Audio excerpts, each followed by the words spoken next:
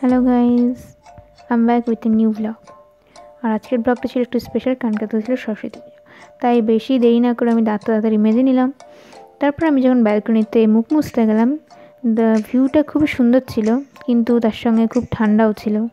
তোমরা তো দেখে বুঝতেই পারছো হয়তো।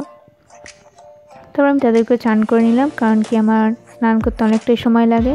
এটা ছিল আজকের দিনের প্রথম জামা। আমি প্রথমবার এরকম জামা কাপড় পরলাম, তার সঙ্গে এই ইয়াররিংটা পরলাম। আর আমি রিসেন্টলি বেলা ভিটার একটা সেট নিয়ে এসেছিলাম, আর আমি রোজটা প্রথমে ইউজ করলাম, প্রথমে সারাদিন ইউজ করেছিলাম। তারপরে বই টইগুলো গুছিয়ে নিলাম। আর আমি রিসেন্টলি মাঙ্গাটা পড়েছিলাম, অনেক কেঁদেওছি, যারা পড়েছে তারা জানে। আমি যেহেতু গিটার বাজাই, সেই জন্য সরস্বতী ঠাকুরের কাছে গিটারটা দেওয়ার জন্যও নিয়ে চলে এলাম। এবার আমাদের বাড়িতে পুজো হয়নি, কারণ কি আমার ঠাম্মা গেছে দিল্লি। তার নিচে একটা দাদার ঘরে পুজো হয়েছিল, সেখানে আমি আমার বই এবং গিটারটা দিয়ে এলাম। তারপর কিছুক্ষণ পরে পুরোহিত মশাই চলে এলো এবং চা করার শুরু করে দিল।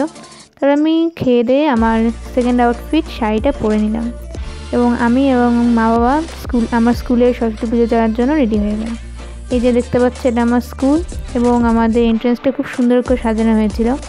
তারপরে ঢোকার পরে আমি আর মা বাবা একটু ছবি তুলে নিলাম। আর এটা হচ্ছে আমাদের স্কুলের সরস্বতী মূর্তি। প্রতি বছরই এইরকমই করে, খুব সুন্দর।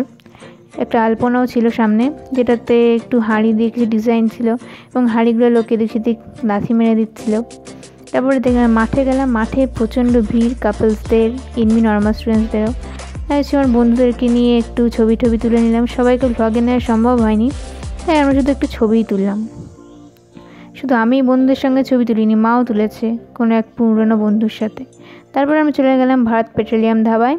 সেখানে গিয়ে একটু ছবি তোলার পরে আমরা একটা সিম্পল মিল অর্ডার করলাম, চিকেন ও ফিশ থালি। আমি যেহেতু খুব কমই খাই, তাই মা আর বাবার থেকে শেয়ার করে আমি খেয়েছিলাম।